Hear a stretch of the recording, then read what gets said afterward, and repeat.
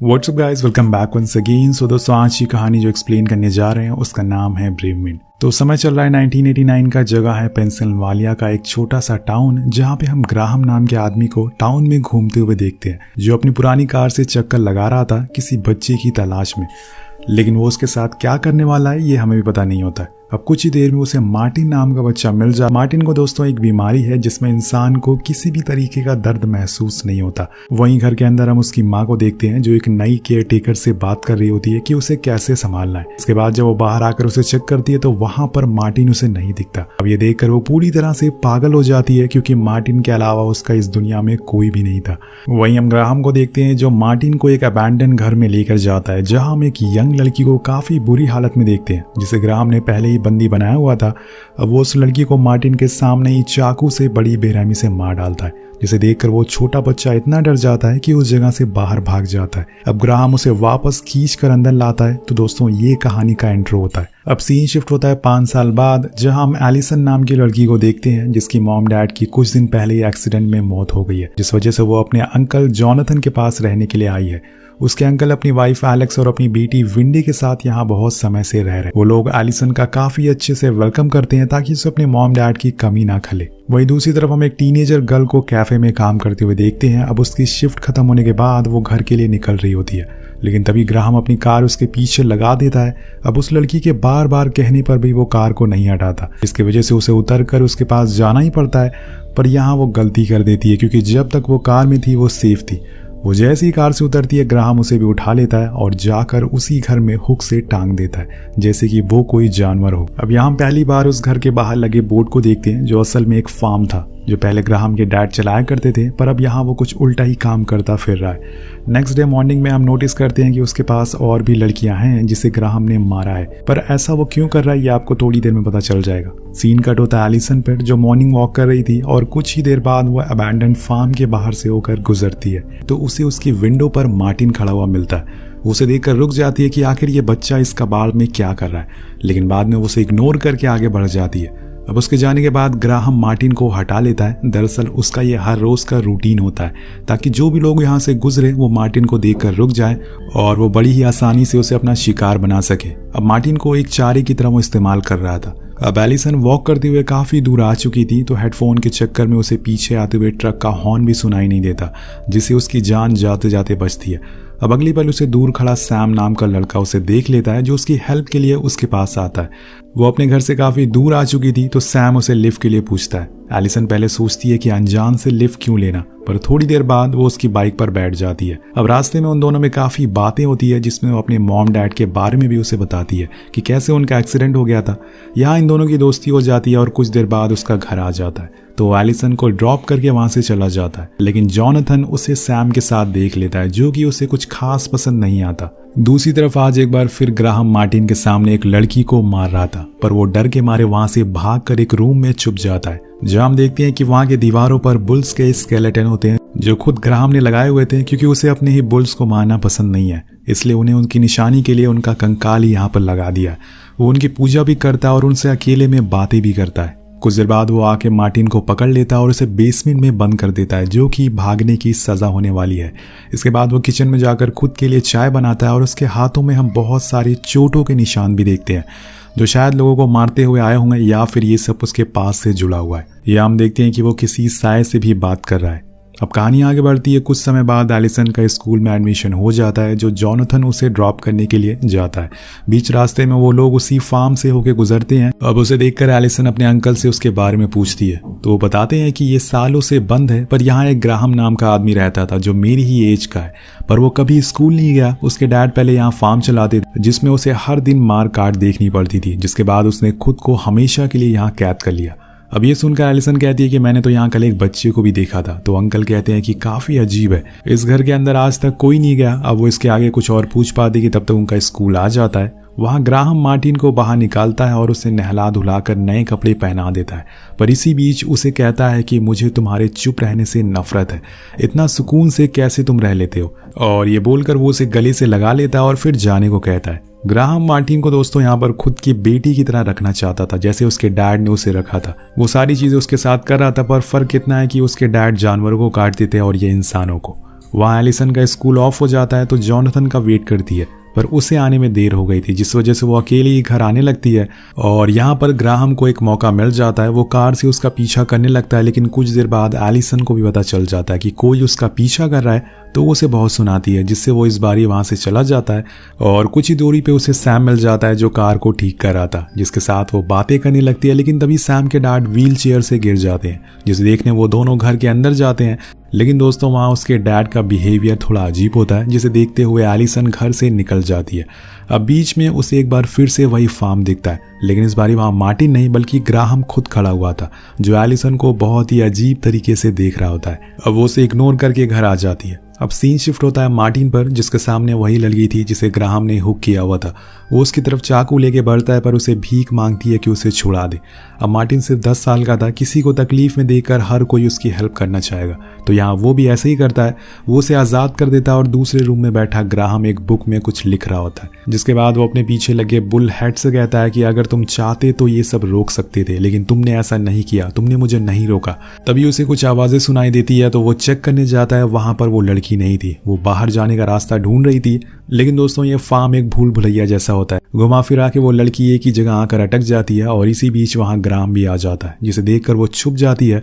पर at the end Graham उसे देख लेता है और फिर वो वहाँ लगे हुक से उसके पैरों पर आर पार कर देता है और आधी जान तो उसकी वहीं निकल जाती है। अब यहाँ वो सारी हदें पार कर देता है। वो उसकी चेन को ले जाकर जलते हुए बर्नर में डाल देता है, जिससे वो लड़की जिंदा ही जलना शुरू हो जाती है। बाहर आकर वो मार्टिन का गला पकड़ लेता है और कहता है कि तुम्हारी वजह से ऐसा हुआ है, अपनी हमदर्दी को दफन कर दो और मजबूत बनो, तुम्हें दुनिया से लड़ना होगा। इसके बाद वो ऊपर जाता है जहाँ पे एक लाश पड़ी हुई थी जिसके ऊपर कपड़ा था।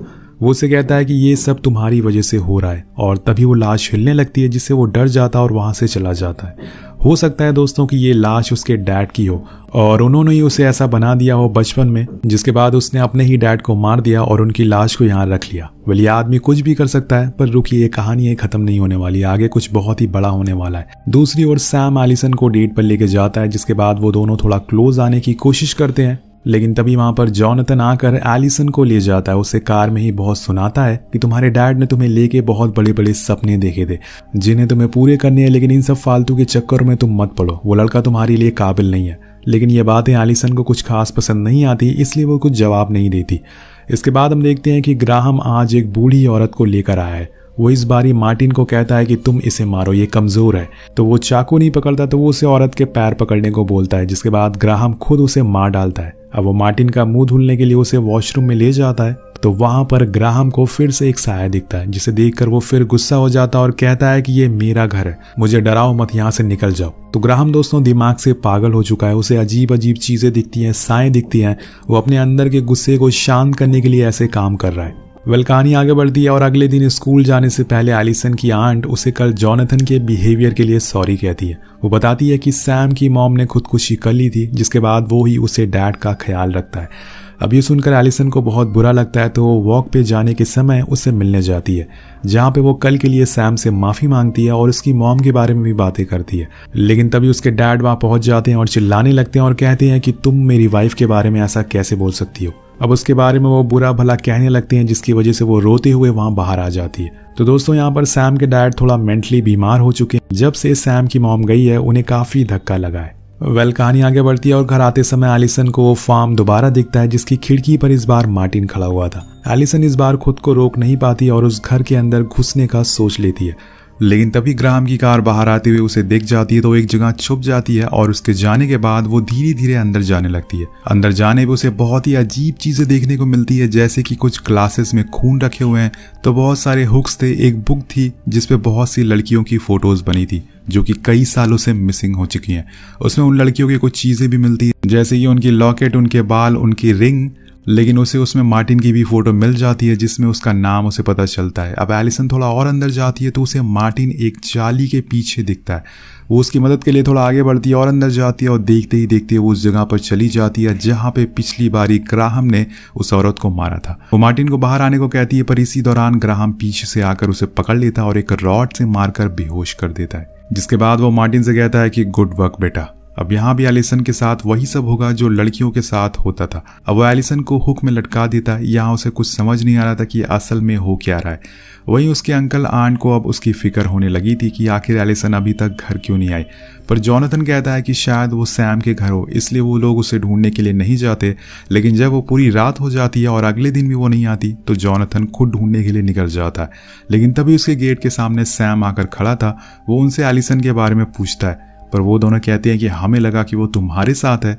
तो वो कहता है कि नहीं, हमारी कल रात लड़ाई हो गई थी और वो वहां से चली गई थी। अब यहाँ जोनाथन को गुस्सा आने लगता है तो वो सैम को धक्का देकर खुद कार लेके निकल जाता है। पर काफी दूर चलने के बाद उसे वो कहीं नहीं दिखती और उसी दौरान उसके दिमाग में वो फार्म वाली बात आती है जिसके बारे में एलिसन उसे कई बार पूछा करती थी। तो उसे लगता है कि शायद वो उस बच्चे के लिए अंदर गई हो जिसके बारे में वो बातें कर रही थी। इसलिए वो फौरन ग्राहम के घर जाता है और एलिसन से उसके बारे में पूछने लगता है। अब उसकी आवाज सुन के एलिसन अंदर से चिल्लाने लगती है, पर वो उसके मुंह पर पट्टी बांध देता है और खिड़की से जोनाथन से कहता है कि यहाँ कोई नहीं है, तुम यहाँ से चले जाओ। लेकिन वो अंदर जाकर चेक करना चाहता था। इसी बीच एलिसन की पट्टी खुल जाती है और वो जोर जोर से चिल्लाती है, अंकल मैं यहाँ पर हूँ। अब जोनाथन को शक हो जाता है, लेकिन वो अंदर आए उससे पहले ही ग्राहम उसे शूट कर देता है और उसे जान से मार देता है। और जिसके बाद अंदर आकर वो एलिसन को बहुत मारता है और उसे घसीटते हुए ले जाकर एक फ्रीजिंग रूम में बंद कर देता है। वहीं बाहर सैम अब एलिसन को ढूंढने के लिए निकल पड़ा था। अब बीच में उसे अंकल जोनाथन की कार मिलती है जो ग्राहम के घर के बाहर खड़ी थी। तो उसे लगता है कि शायद वो यहीं पर हो। अब वो भी उस घर के अंदर जाने लगता है, पर इस बार ही उसे ग्राहम देख लेता है। वो अंदर जाता है। वहीं नीचे फ्रीजर में एलिसन को अब ठंड लगना शुरू हो जाती है, पर उसे ज्यादा देर उसे वहां रखी हुई अजीब सी चीजों से डर लग रहा था। वहां पे कुछ लोगों के शरीर के टुकड़े मौजूद थे और एक तो लड़की की लाश पड़ी हुई थी